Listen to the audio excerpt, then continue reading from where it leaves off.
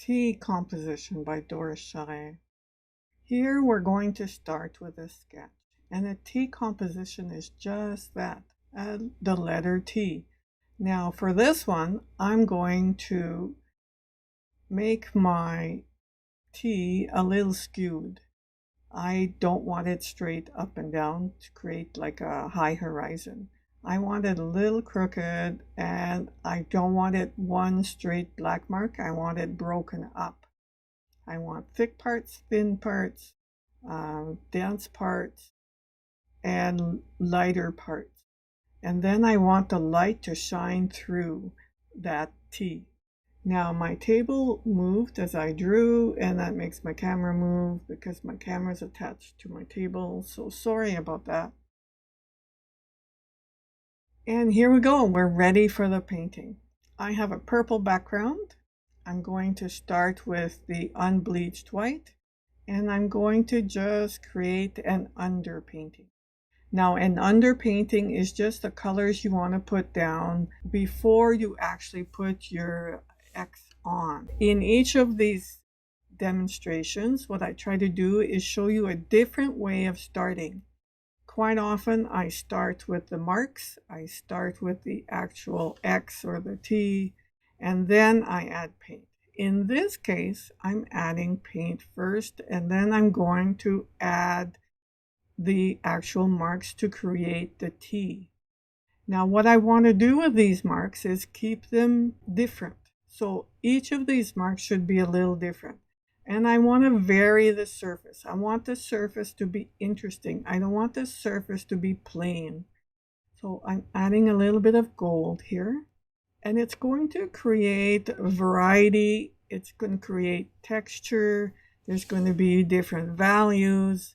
And it's going to make it an interesting painting. Now I'm ready for the T. In this case, I'm using black, and I'm going to use black for the T. You don't have to use black. You can use any other color you like. I just thought with the colors I have now, that would make it interesting. So notice that the T is going to be a little different. It's an offset T, and I'm adding a bit of a mark at the top so that it becomes a lowercase t.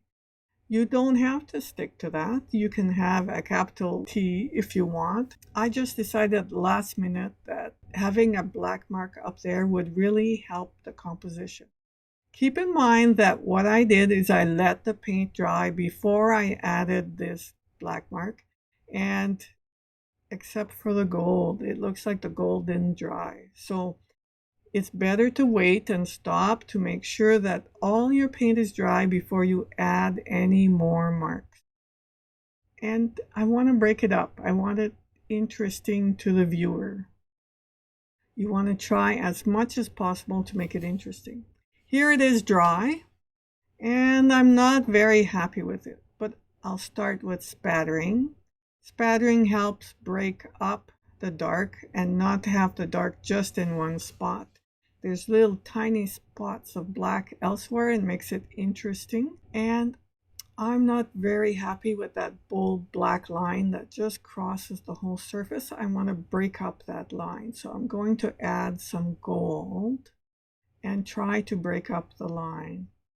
The black is dry now, except for the spattering, so it should work. So I'll just put it on, and that gold is pretty transparent, but we'll see what it looks like dry. Remember that acrylic dry is 25% darker, so you need to plan. The gold almost worked, but not quite. So I'm adding a bit of the white, the unbleached white, and I'm going to try to keep it transparent. So I want it to look like light is flowing over that edge and creating just movement. Every painting should have some kind of movement. Paint is really the illusion of movement, and it's how you manipulate it that makes it work. So I want not much else. I think I'll wait and see how it looks dry. And it looks awesome. I think I like this one. So we'll leave it like this. I want you to give it a try now. It's your turn. So try the tea composition and we'll see you in the next video.